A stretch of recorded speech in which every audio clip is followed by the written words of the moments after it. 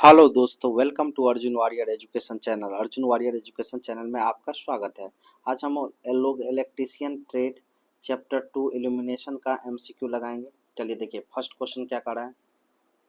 देखिए first question कर रहा है कि फिलामेंट लैंप आमतौर पर के पावर फैक्टर पर काम करता है। तो ये एकांक यूनिटी पावर फैक्टर पर काम करता है। फिलामेंट समान रूप से किस पावर फैक्टर पर संचालित होता है? यूनिटी। यूनिटी मतलब एकांक, एकांक पावर फैक्टर पर काम करता है। करेक्ट। कौन से लैंप का सबसे अच्छा colour rendering index CRI colour rendering index होता है? तो इनकैंडिसेंट लैंप का सबसे अच्छा CRI होता है। पारंपरिक फ्लोरेसेंट ट्यूब लाइट में चौक कहाँ कनेक्ट किया जाता है? तो चौक सप्लाई फेज के साथ सीरीज में कनेक्ट किया जाता है। निम्नलिखित में से किस उद्देश्य से कम वोल्टेज वाले लैंपों का उपयोग किया जाता है? कम वोल्टेज वाले लैंपों का उपयोग किया जाता है स्वचालित वाहनों की प्रकाश व्यवस्था में। किसी हैलोजन फ्लड लैंप का वाइजर किससे बना होता है? कांच से। किसी हैलोजन फ्लड लैंप का वाइजर कांच से बना होता है। प्रकाश का रंग निर्भर करता है तरंगदैर्ध्य और आवृत्ति दोनों पर। घर के बाहर लगाई जाने वाली लाइट की अंतःविरेशन सुरक्षा इंग्रेस प्रोटेक्शन रेटिंग क्या होती है? तो IP65 होती है। शीत कैथोड डिस्चार्ज या अनावेशन विधि का उपयोग इसमें किया जाता है। किसमें किया जाता है? नियॉन लैंप में। शीत कैथोड डिस्चार्ज या अनावेशन विधि का उपयोग इसमें किया जाता है नियॉन लैंप में। किसमें किया जाता है? नियॉन लैंप में।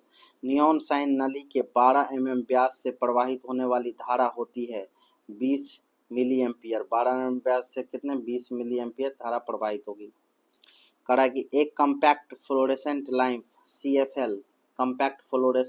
CFL का औसत कार्यकाल कितना होता है? 8000 घंटा। औसत कार्यकाल 8000 घंटा। देखिए प्रतिदीप्ति लैंप के लिए एक अलग प्रकार का स्टार्टर और सॉकेट की जरूरत पड़ती है। यह क्या कहलाती है? प्रीहीट कहलाती है। ट्यूब लाइट में चोक का कार्य किसको प्रेरित करना होता है? उच्च वोल्टेज और धारा सीमित करना। ट्यूब लाइट में चोक का कार्य उच्च वोल्टेज और धारा सीमित करने को प्रेरित करने के लिए काम में आती है। निम्नलिखित में से कौन सा लैंप एक वर्णीय प्रकाश देगा? सोडियम वेपर लैंप एक वर्णीय प्रकाश देगा। 0 वाट के लैंप की विद्युत खपत लगभग 5 से 7 वाट। सोडियम वेपर लैंप का स्विच ऑन किया जाता है तो यह किसी उपस्थिति के कारण लाल रंग का प्रकाश देता है। नियॉन की उपस्थिति के कारण जब सोडियम वेपर लैंप को स्विच ऑन किया जाता है तो किसकी उपस्थिति के कारण लाल रंग का प्रकाश देता है? नियॉन की उपस्थिति के कारण। सोडियम वेपर लैंप की ट्यूब में भरा जाता है sodium powder plus neon gas. Sodium vapour lamp के ट्यूब में भरा जाता है। हैलोजन लैंप में फिलामेंट काम आता है टंगस्टन। मैट टाइप लैंप का पूरा नाम होता है mercury organ tungsten lamp. MB type lamp का पूरा नाम है mercury BioNTech cap type. MB type lamp का पूरा नाम है mercury BioNTech cap type. CFL lamp का पूरा नाम है कॉम्पैक्ट फ्लोरेसेंट लैंप। सामान्य बल्ब की तुलना में प्रतिदीप्ति नली फ्लोरेसेंट ट्यूब अधिक प्रकाश देती है। जब प्रतिदीप्ति दीप फ्लोरेसेंट लैंप के साथ शक्ति गुणांक पावर फैक्टर सुधारने के लिए संधारित्र कैपेसिटर का प्रयोग किया जाता है तो शक्ति गुणांक हो जाती है कितना हो जाता है? तो शक्ति गुणांक हो जाता है 100%। कितना हो जाता है? 100% हो जाता है शक्ति गुणांक।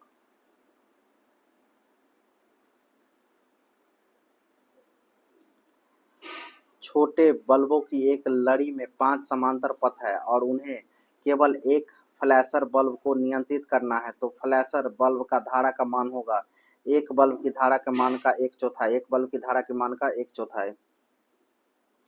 नीचे दिए गए चित्र में फ्लैशर बल्ब कौन सा है? तो फ्लैशर बल्ब है आपका, ये देख रहे हैं ये चित्र ऐसे वाला, ये फ्लैशर बल्ब है। उच्च दाब मरकरी वेपर लैंप की अंदरूनी नली में कौन सी गैस भरी हुई है? आर्गन। आर्गन। उच्च दाब मरकरी वेपर लैंप में आयनीकरण आयोनाइजेशन प्रक्रिया किसके द्वारा प्रारंभ की जाती है? मुख्य तथा सहायक इलेक्ट्रोड के द्वारा। मुख्य तथा सहायक इलेक्ट्रोड के द्वारा। नियॉन साइन नली के परिचालन के लिए आवश्यक वोल्टता निर्भर करती है नली की लंबाई पर। नली की लंबाई पर। नियॉन साइन नली का कार्य सिद्धांत है गैस विसर्जन प्रभाव। गैस विसर्जन प्रभाव। नियॉन साइन नली परिपथ में फायरमैन स्विच का संयोजन किया जाता है मुख्य स्विच के साथ। मुख्य स्विच के साथ। एक प्रतिदीप्ति दीप को चोक कुंडली शॉर्ट सर्किट हो गई है तो इसका परिणाम होगा दीप का पुनः चालू करने पर उसका तंतु फूक जाएगा। दीप का पुनः चालू करने पर उसका तंतु फूक जाएगा। प्रतिदीपन इंजीनियरिंग में परावर्तन कारक रिफ्लेक्शन को किस प्रकार परिभाषित किया जाता है? परावर्तित प्रकाश का आपतित प्रकाश के अनुपात से। परावर्तित प्रकाश का आपतित प्रकाश के अनुपात से। हमेशा RF जो होता है वो लेस देन होता है 1। ठीक है। एक 250 वोल्ट लैंप का फ्लक्स 3000 ल्यूमेन है जो 0.8 एम्पियर टू 250 वोल्ट के मेंस से लिया जाता है। इसकी ज्योति दक्षता कितना होगा? ल्यूमेन एफिशिएंसी कितना होगा? तो देखिए पहले क्या होता है, पावर इक्वल टू VI होता है वोल्ट इंटू करंट, तो ये से निकालेंगे तो 2000 वाट आएगा। अब फ्लक्स कितना है आपको? 3000 है, तो ज्योति दक्षता निकालना है आपका। क्या निकालना है? ज्योति दक्षता लुमेन बाई क्या होता है? वाट होता है। तो लुमेन बाई वाट करेंगे तो देखिए 3000 बाई 200 करेंगे तो 15 लुमेन आएगा। कितना आएगा? 15 लुमेन आएगा। ये आपका कौन सा ऑप्शन होगा? C number.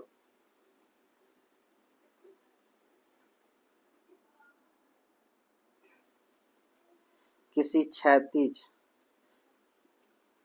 क्षैतिज सतह पर एक ही स्रोत द्वारा उत्पन्न प्रतिदीप्ति भिन्न बिंदुओं पर cos 3 थीटा से परिवर्तित होता है। cos क्यूब थीटा बोलेंगे इसको। क्यूब थीटा से परिवर्तित होती है।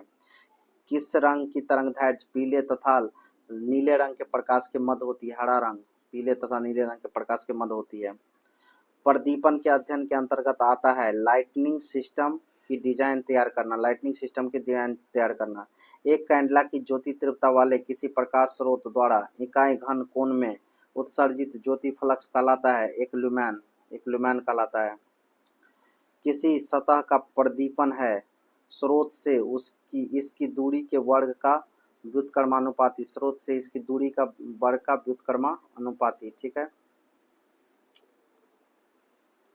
16 मीटर इंटू 12 मीटर के कमरों के फर्श में 40 फ्लक्स का एक प्रकाश किया जाना है। कमरे में इस प्रकाश का पैदा करने के लिए 15 लैंप की आवश्यकता है। उत्सर्जित प्रकाश 40% फर्श पर पड़ता है तो कैंडला में लैंप की शक्ति पावर कितना होगा? 322.21 कैंडला। विभिन्न उद्देश्यों के लिए आवश्यक प्रदीपन का ल्यूमेन पर स्क्वायर मीटर के संदर्भ में मिलान कीजिए। तो देखिए आपका प्रीशंस वर्क है तो वहां पर चाहिए 500 से अधिक। प्रीशंस वर्क में 500 से अधिक। प्रीशंस वर्क में 500 से अधिक है। फाइन एग्रीविंग में 200 से 500। फाइन एग्रीविंग में 200 से 500। फाइन एग्रीविंग में 200 से 500। प्रूफ रीडिंग में आपको चाहिए 100 से 200। प्रूफ रीडिंग में 100 से 200। प्रूफ रीडिंग में 100 से 200। ऑडिटोरियम जो है जहाँ पर ऑडिटोरियम में 20 से 40 चाहिए। ऑडिटोरियम में 20 से 40 चाहिए। रेलवे प्लेटफॉर्म और कॉरिडोर्स पर 5 से 10 चाहिए। रेलवे प्लेटफॉर्म और कॉरिडोर पर 5 से 10 लुमेन पर मीटर स्क्वायर चाहिए। रेलवे प्लेटफॉर्म और कॉरिडोर्स पर 5 से 10। और आपका ऑडिटोरियम में कितना? ऑडिटोरियम में आपको चाहिए 20 से 40। एडिशन स्क्रू प्रकार के लैंप होल्डर के बाहरी स्क्रू संपर्कों को हमेशा निम्न से जोड़ा जाना चाहिए। परिपथ के स्विच हाफ तार से। HPMV दीप उत्पन्न करता है 50 लुमेन पर वाट। 50 लुमेन पर वाट। एक ही स्रोत द्वारा प्रकाशित क्षैतिज सतह के विभिन्न बिंदुओं पर रोशनी किस कारण होती है? कॉस क्यूब कोण के कारण। पार्क जैसे खुले स्थानों के लिए सबसे अधिक उपयुक्त लाइटनिंग कौन सी है जो ऊर्ध्वाधर रूप से काम करने वाली है? तो ये होता है mercury vapour lamp. Mercury vapour lamp. Sodium vapour lamp से उत्सर्जित प्रकाश का रंग पीला प्रकाश। निम्न में से किस एक प्रकार के नियॉन साइन ट्यूब से प्रवाहित धारा निर्भर करता है ट्यूब का व्यास पर। निम्न में से किस एक पर नियॉन साइन ट्यूब से प्रवाहित धारा निर्भर करता है ट्यूब का व्यास पर। डायरेक्ट लाइटनिंग योजना अधिक प्रभावशाली डायरेक्ट लाइटनिंग योजना अधिक प्रभावशाली है, परंतु यह उत्पन्न करता है चमक और गहरी परछाई। 240 वोल्ट की आपूर्ति 6 वोल्ट के बल्ब को संचालित करने के लिए बल्ब की आवश्यकता होगी कितनी। तो 240 वोल्ट बाई 6 वोल्ट, तो 6 चौक 40, कितना 40 चाहिए।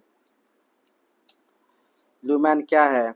ल्यूमेन प्रतिदीप्ति फ्लक्स का मात्रक है। एक फ्लोरेसेंट ट्यूब किस क्रम में चौक का संयोजन किया जाता है। श्रेणी क्रम में।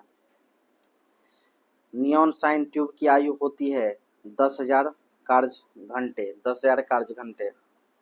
जलते हुए विद्युत बल्ब के तंतु का तापमान समानतः होता है 1500 डिग्री सेल्सियस से 2500 डिग्री सेल्सियस। प्रतिदीप्ति घनत्व की इकाई है लक्स। प्रतिदीप्ति घनत्व की इकाई है लक्स।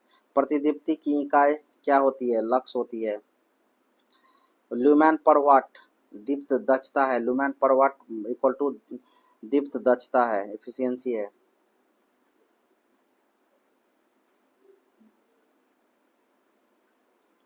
ल्यूमेन की इकाई फ्लक्स की है। ल्यूमेन इकाई है फ्लक्स की।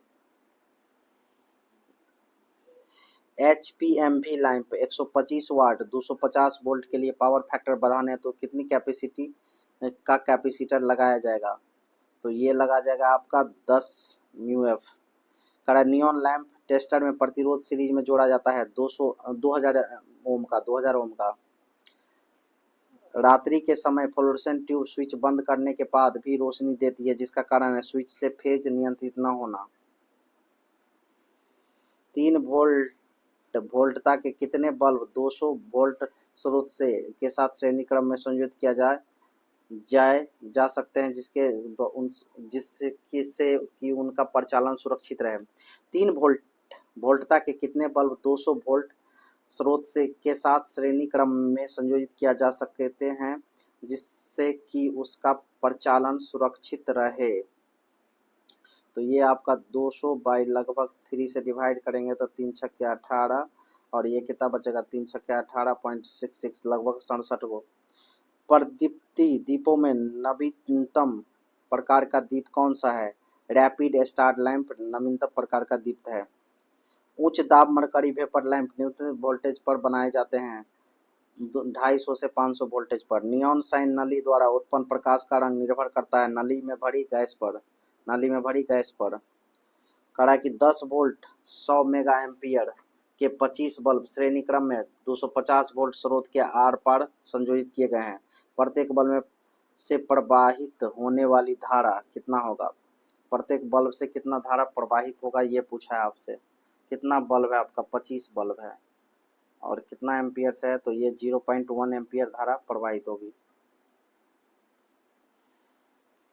निम्न में से कौन सा विकल्प प्रतिदीप्ति घनत्व के कोसाइन नियम को परिभाषित करता है।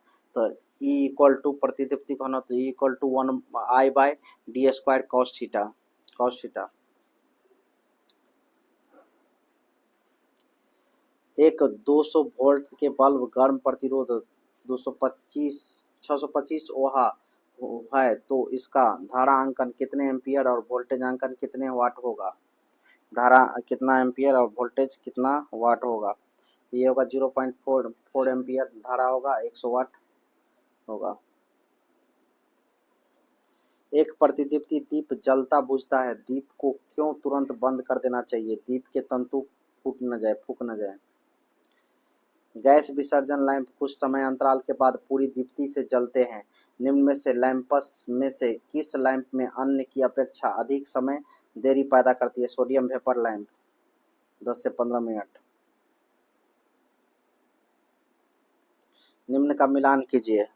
कार्बन फ्लोरेसेंट लैंप जो होता है ये बैटरी चार्जिंग के लिए। मेटल फिलामेंट वैक्यूम लैंप होता है घरों में, इसका यूज किस में करते हैं, घरों में। Metal filament vacuum lamp. Sodium vapour lamp का यूज कहाँ करते हैं, तो सोडियम वेपर लैंप का यूज करते हैं इसका स्ट्रीट लाइट में गली मोहल्ला को हैलोजन लैंप का यूज किस पे? हवाई अड्डा पर, हवाई अड्डा पर हैलोजन लैंप। क को ख से सम्मिलित कीजिए। ड्राइंग रूम में कितना एम्पियर, कितना लाइट चाहिए, कितने सूची का होगा? तो ड्राइंग ऑफिस में आपको करना है तो 520 से 500। ड्राइंग ऑफिस में 520 से 500, 520 से 500। रहने के कमरा में 150, रहने का कमरा 150, रहने का कपड़े कमरा 150, रहने का कमरा 150, ठीक है, रहने का कमरा 150। और ऑपरेशन टेबल, ऑपरेशन टेबल का बात होगा तो ऑपरेशन करने के लिए ज़्यादा लाइट चाहिए तो 200, 2000, 2000 ऑपरेशन के लिए 2000। होटल में भोजन के लिए तो 500 से 1500, 500 से 1500। विशुद्ध मशीन के कार्य के लिए 500 से 1000, 500 से 1000।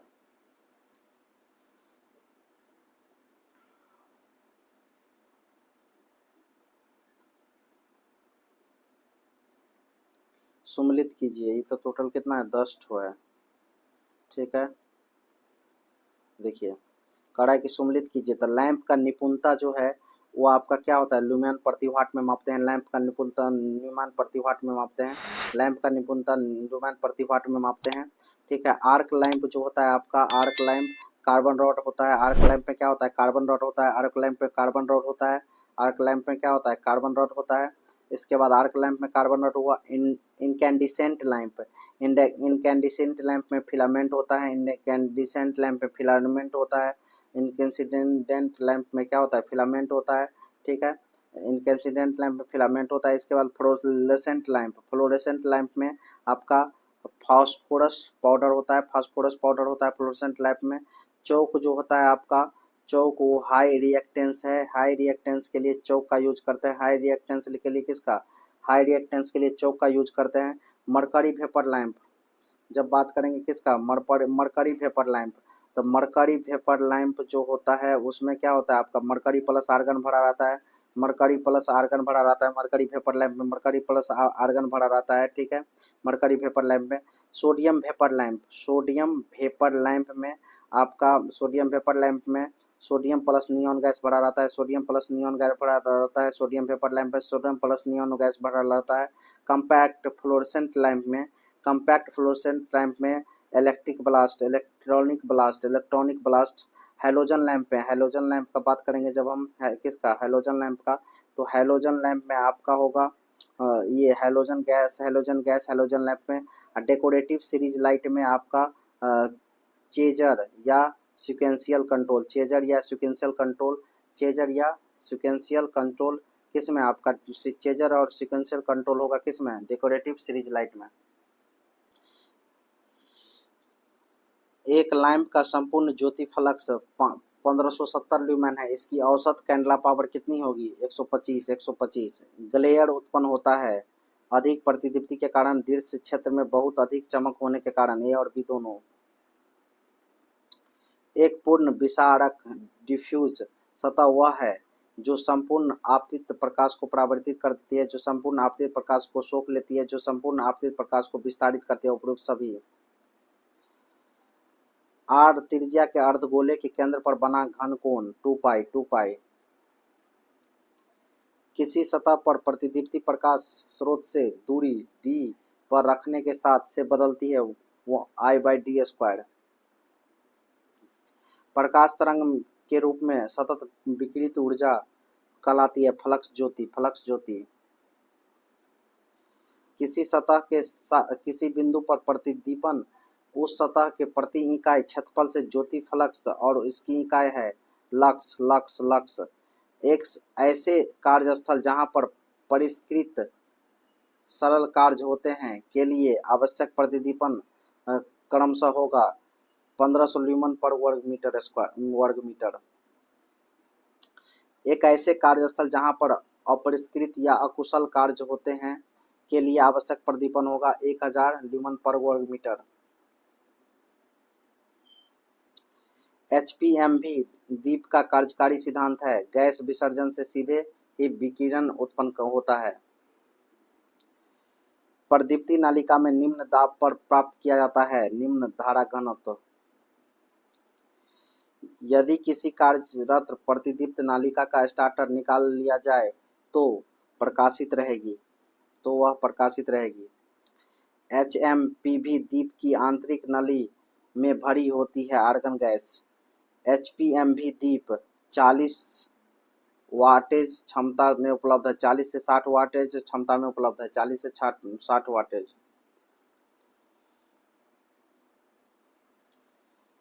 समांतर जुड़वा प्रतिदीप्त नालिका परिपथ का क्या लाभ है?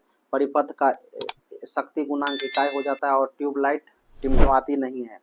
सोडियम वाष्प दीप विशेषतः उपयुक्त होता है सड़क प्रकाश व्यवस्था में स्ट्रीट लाइट में।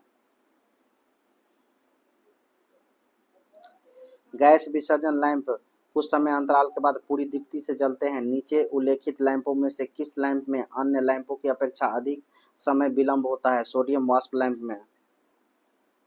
गैसें से भरे हुए एक टंगस्टन फिलामेंट लैंप को चलाने के लिए निम्न में से कौन सा तापमान सही है? 2300 डिग्री सेल्सियस।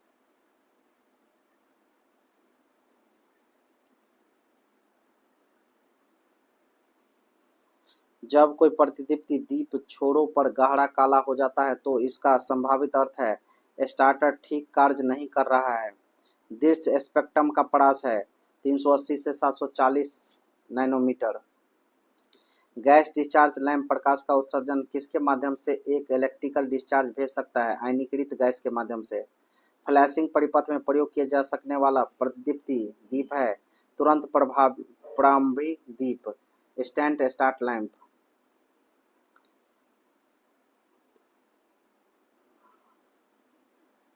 एचपीएमवी दीप में पारा वाष्प का विसर्जन होता है निम्न दाब पर।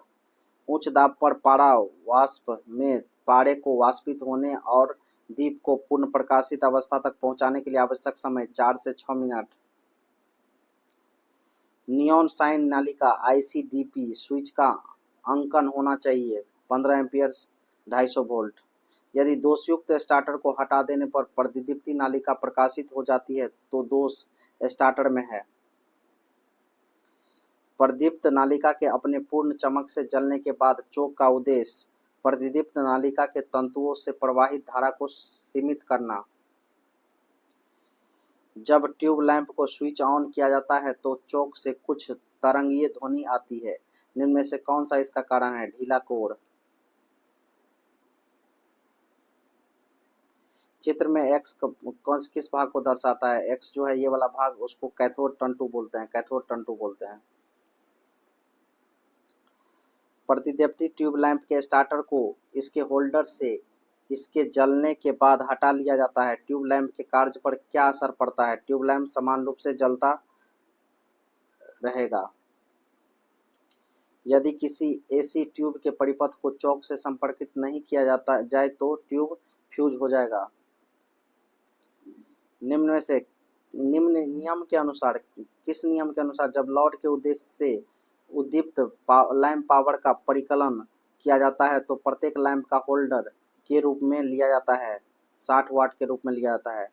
250 वोल्ट 100 वाट दो बल्बों को 250 वोल्ट की आपूर्ति से श्रेणी क्रम में जोड़ा जाता है तो उनमें होंगे मंद प्रकाश, क्योंकि 250 वाट है लेकिन 2 बल्ब है ना, धीमा प्रकाश होगा। गैस डिस्चार्ज लैंप कुछ समय रुकने के बाद पुनः तेज रोशनी से जलता है। अन्य की तुलना में निम्नलिखित लैंपों में से किस लैंप में अन्य की तुलना में अधिक समय तक रुकावट होगी? सोडियम वेपर लैंप में। एक उच्च दाब मरकरी वेपर लैंप की प्रदीपन दक्षता कितनी होती है? तो 44 से 57 ल्यूमेन पर वाट। चित्र एक्स रूप में इंगित सोडियम वेपर लैंप के भाग का नाम बताएं। तो ये कौन सा भाग है? तो ये इलेक्ट्रोड।